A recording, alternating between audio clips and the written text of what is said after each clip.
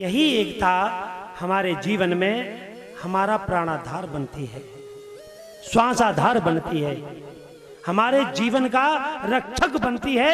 यह एकता, मन की एकाग्रता।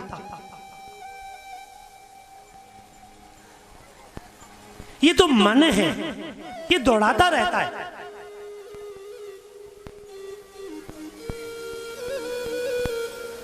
कभी इस मन के पीछे मत जाना। मेरे गुरुजी महाराज कहते हैं, बेटा हमेशा अपने मन को शरीर के पीछे रखना तो आनंद मिलेगा, और मन को शरीर से आगे रखोगे तो दुविधा में फंस जाओगे। अब ये बात सही है या गलत है मुझे तो नहीं मालूम भैया, लेकिन मेरे गुरुजी का शब्द ये सही है। जो गुरुजी कह रहे हैं वो सही है, गलत नहीं है। आपकी नजरों में भले गलत हो, लेकिन मेरी नजर में गलत नहीं है।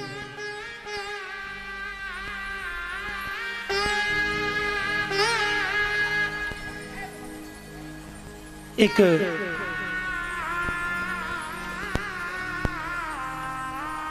हमारा जो जीवन है एक सूखे पत्ते की तरह है।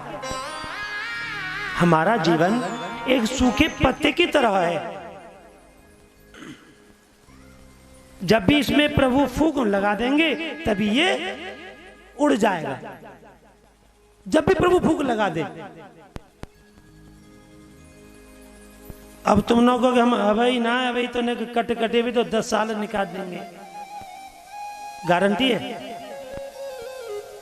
10 साल की तो छोड़िए साहब, 10 श्वासों की भी गारंटी नहीं है। और 10 श्वास छोड़िए साहब, पल की भी गारंटी नहीं, क्षण की भी गारंटी नहीं है। तो 10 साल तो बहुत है। एक बात और याद रखना, मेरे यहाँ पर बुजुर्ग भी बैठे हैं, मैया भी बैठी हैं, कभी ये मत कहना ए भैया अब तो हम मर जाएं, अब तो मर जा बना दुनिया में, कुछ मर गए अब ना दुनिया में। ऐसा बार बार कहने से पाप लगता है, दोष के भागी बनते हैं।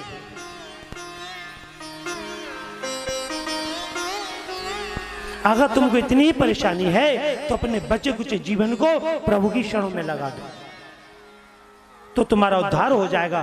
तुम जल्दी मर जाओगे, सच बता रहा हूं। और सुखी जीवन से मरोगे, पीड़ा भी नहीं होगी। और घर में रह के अपने नाती ना छोड़ तुम मैं क्या करूं पंडित जी, नाती में एक पर नाती की नेको रास है, वाह देख लो तो ही।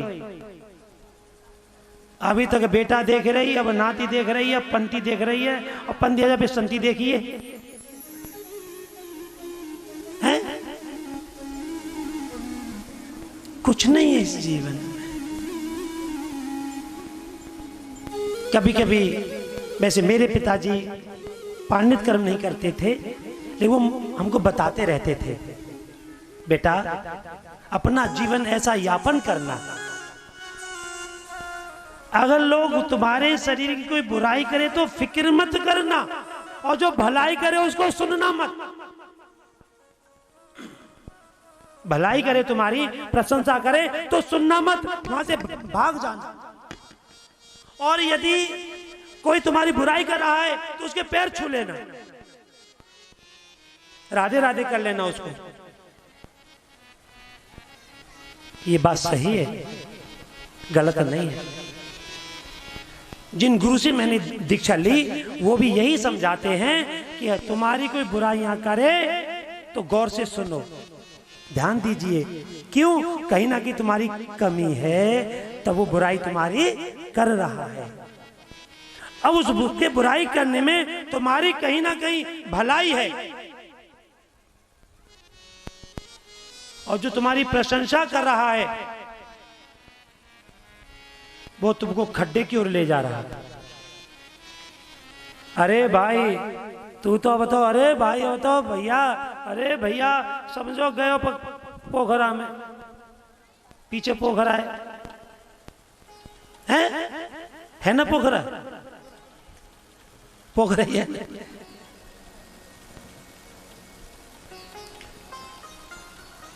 इसीलिए अपने जीवन में खड्डे की तैयारी न करके किनारे की तैयारी कर लीजिए। और जो रास्ते टेढ़े मेढ़े होते हैं वो सुखदाई होते हैं, और जो रास्ते प्लेन होते हैं वो खतरनाक होते हैं। ज्यादातर प्लेन रास्तों पर ही एक्सीडेंट होता है, हाई स्पीड। और जो टेढ़े मेढ़े खुदरे ऊंचा नीचा, तुम धीरे चलोगे, सोच विचार करके कदम रखोगे। आज जलभरत जी की बुद्धि को देखा तो बड़े भाई ने उनको भेज दिया खेत रखाने के लिए। अब कौवे चिड़िया जो भी थी वहां आए, उन्होंने विचार किया कि अगर मैं इनको मारता हूं तो ये भूखे रहते हैं और दोस्त का भागी मैं बनता हूं। उन्होंने गाना शुरू कर दिया, राम जी की चिड़िया राम जी को खेत, खाओ रे चिड़ैया। बोलो बोलो, वो याद है तो हम क्या को सुनाने फिर क्या फायदा, कोई फायदा नहीं। हाँ सबको याद है ये। तो भैया किसी ने बताया, अरे भैया तेरा भैया तो गाना गा रहा है और चिड़ियों को खेत चुकवा रहा है। भाई ने जाकर के देखा तो वो ताली बजा बजा करके नेत्र मूंद करके नाच रहा था। राम जी की चिड़िया राम जी को खेत, खाओ री चिड़ैया भर भर पेट। राम जी की चिड़िया राम जी को खेत, खाओ री चिड़ैया भर भर पेट। राम जी की चिड़िया राम जी को खेत, खाओ री चिड़ैया भर भर पेट।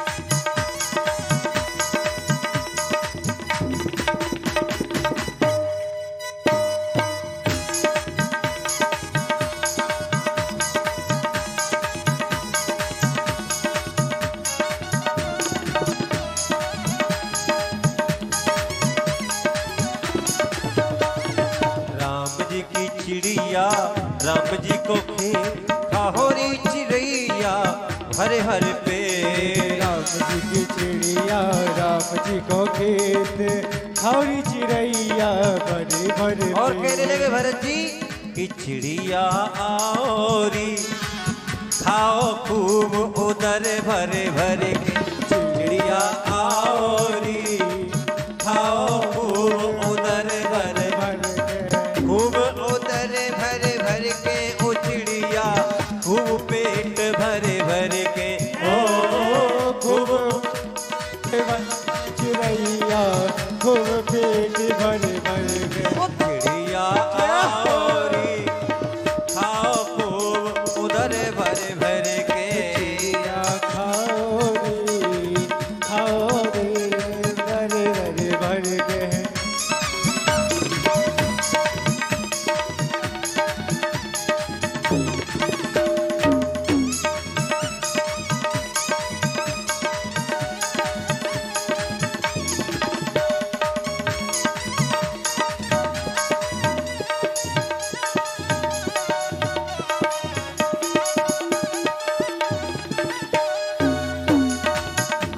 राम की खेत राम को, आप राम की खेत राम को।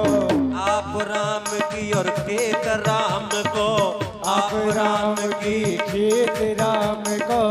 मत सकुचाओ री, मत शर्माओ री। ओ खाओ खूब उदर भरे भर के। चिड़िया आओ री, खाओ खूब उदर भर भर के। खूब उदर भर भर के, ओ चिड़िया खूब पेट भर भर के। ओ खूब उदर भर के चिड़ैया खाओ पेट भर भर के। चिड़िया आओरी खाओ खूब उधर भर भर के। चिड़िया खाओ रे खाओ खाओ उधर दर भर के। खाओ आप उधर भर भर के। बोलना पड़ेगा, जोर से बोलना पड़ेगा। संत आश्रम में गए और वहां पर संत की सेवा की।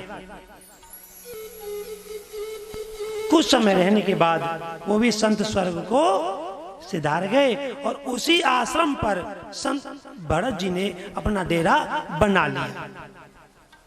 घर को भूल गए, परिवार भूल गए। इसको कहते हैं संत। भाई ने फटकारा, वो भाई भाई नहीं जो भाई को भूखा भगाए। लेकिन भरत आज के भाई होते तो बड़ो मान जाते भैया, बोले मेरे का हिस्सा ना है, मेरी शादी ना है भाई तो मेरा हिस्सा ही ना है, हमें मेरा शेर है, मुझे दीजिए। राजी दे राजी थे ना तो ले, तैयार है तो इशारों समझ गए ना, सीधा तुक। लेकिन भरत जी महाराज ने ऐसा नहीं कहा। भरत जी महाराज नैनों को झुका करके प्रभु का ईश्वर बंदन करते हुए घर का त्याग दिया और एक गर्भिणी हिरणी वहां पर आई। नदी को पार करना चाहती है। शेर ने भक्षण बनाना चाहा, हिरणी मर गई, बच्चा गर्भ में था, बच्चा निकल गया। उस बच्चे को पाला पोषा और अंत में क्या हुआ, उस हिरणी के बच्चे में ही उनकी ममता फंस गई। ये ममता कभी साथ नहीं छोड़ती, ये भी बात ध्यान रखना। इस ममता के ऊपर मुझे श्री विष्णु चैतन्य जी महाराज का वो भी चेहरा आज भी याद रहता है। कोरसंडा कथा हुई, महाराज जी वहां पर थे, उनके माता पिताजी भी आए थे, मैंने देखा था। महाराज जी की हिलकी बंद रही थी, माता पिता भी रो रहे थे, लेकिन हाथ जोड़ते हुए वहां से निकल गए। महाराज जी रोते रहे, बोले मुझे फिर माया ने घेर लिया, ममता मुझे घेर रही है।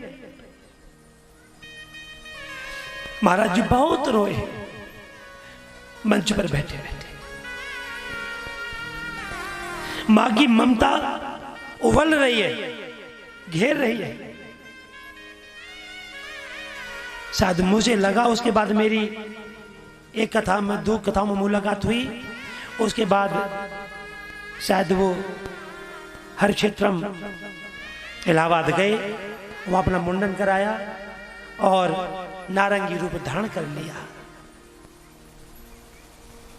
धन है ऐसे संत। ऐसे संतों के चरणों में भी मैं बार बार नमन करता हूं। इसीलिए ममता ज्यादा किसी में बटोरनी नहीं चाहिए। जलपति में बटोरी और अंत में वो उनको शरीर छूटा और मृगयोनि प्राप्त हुई।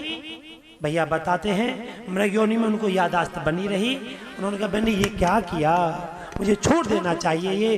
फिर उन्होंने फिर तपस्या की और हिरण का भी शरीर फिर त्याग किया, फिर मानव तन मिला और राजा रहुगण को भी उपदेश दिया।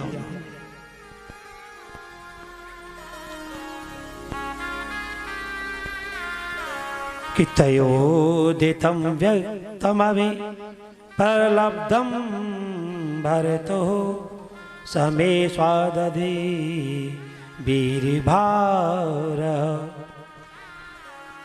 गन्तोर्यदीशादधिगं मयमध्वा